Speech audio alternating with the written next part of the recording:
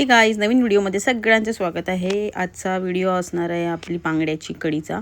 So बांगड्याची कढीसाठी बांगडे लागतील of course, आणि हे आपलं ओलं खोबरं, कांदा एक कापला आहे, आणि मिरची, लवंगी मिरची, संकेश्वरी मिरची आणि धने हे भिजत ठेवायचे। आणि त्याच्यानंतर त्याच्यामध्ये आपल्याला मिक्सरमध्ये हे घालून द्यायचं आहे। मालवणी जी मच्छीची कढी असते ती अशाच प्रकारे केली जाते। आपल्याला हा कांदा टाकायचा, भाजायचं वगैरे नाही आहे, सगळं कच्चंच टाकायचं आहे। ओलं खोबरं, कांदा, मिरची आणि धने। त्याच्यानंतर आपल्याला त्यामध्ये हळद टाकायची आहे आणि थोडंसं मीठ टाकायचं आहे। आपल्याला ते सगळं मिक्सरला लावून घ्यायचे आहे। कढई घ्यायची, थोडंसं तेल टाकायचं आहे, त्याच्यामध्ये ही लसूण टाकायची आहे, ठेचून टाकायची आहे, मस्त त्याचं टेस्ट येते।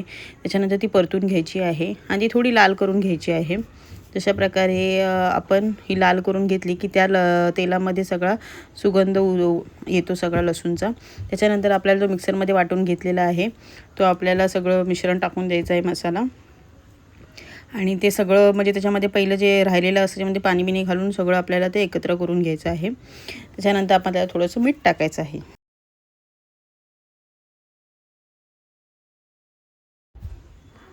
या मसाल्याला थोडी उकळी आल्याच्या नंतर आपल्याला त्याच्यामध्ये हे स्वच्छ धुवून आहे ना बांगडे टाकून द्यायचे आहेत। त्याच्यामध्ये बांगडे टाकल्याच्या नंतर ते थोडेसे असे परतून घ्यायचे आहेत। त्याच्यामध्ये आपल्याला पाणी टाकायचं आहे, जेवढी आपल्याला जाड घट्ट कशी पाहिजे असेल तशी त्या पद्धतीने आपण मच्छीची कढी करू शकतो। त्याच्यामध्ये जे मेन आहे ते आहे कोकम। तर आपल्याला कोकम टाकून घ्यायचे, आणि कोकमाची जर तुम्ही क्वांटिटी जास्त ठेवलात तर आहे ना कढी खूप मस्त होते, तिखट आंबट अशी कढी होते। तर आपल्याला हे कोकम टाकून घ्यायचे आहेत, आणि मग आपल्याला गुखळी काढून घ्यायची आणि तयार आहे। भातावर कशावरही खाऊ शकता। तो भाऊ टेस्ट करून बघ कसं झालंय। हां, चांगलं आहे।